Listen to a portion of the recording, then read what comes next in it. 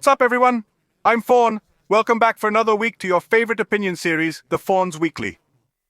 It stands to reason that in an Olympic year, the most important challenge for most countries is to focus on the Taekwondo event.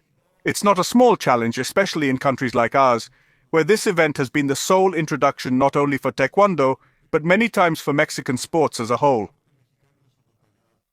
This event is without a doubt the one at the top of the list of challenges for this upcoming year, but it's not the only one, and I think the list is much longer than it might seem. Of course, the main challenge would be to put a Mexican back on the Olympic podium, and among more Mexicans participating in that event, the greater the chance of it being achieved. So another significant challenge will be securing the 2 remaining spots that will be competed for in the Continental Qualifier in April out in the Dominican Republic. On our way to Paris this semester, we'll also have the Specialty Pan American Championship in Brazil. Last time we had the chance to become 5-time champions, but instead Mexico fell to a shameful 3rd place.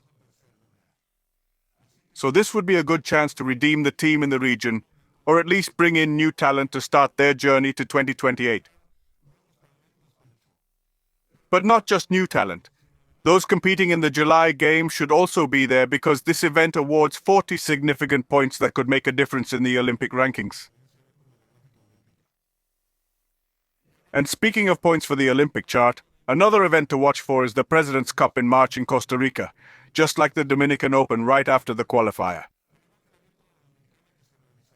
There are a couple more Opens happening before Paris, which might be worth taking a peek just to complete the 40 points of G1 and G2 before July, Ecuador, Brazil, and Argentina.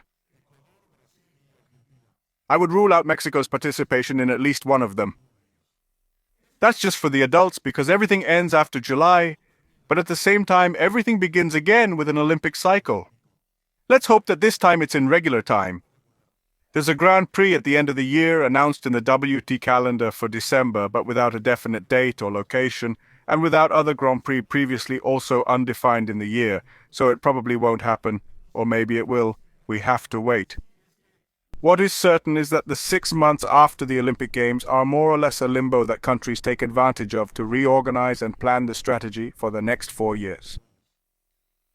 We have the Junior World Cup in October, and also the Diamond Games a month before both events in Correa del Muro and Chuncheon respectively, as well as the Ponce World Cup in Hong Kong at the end of November.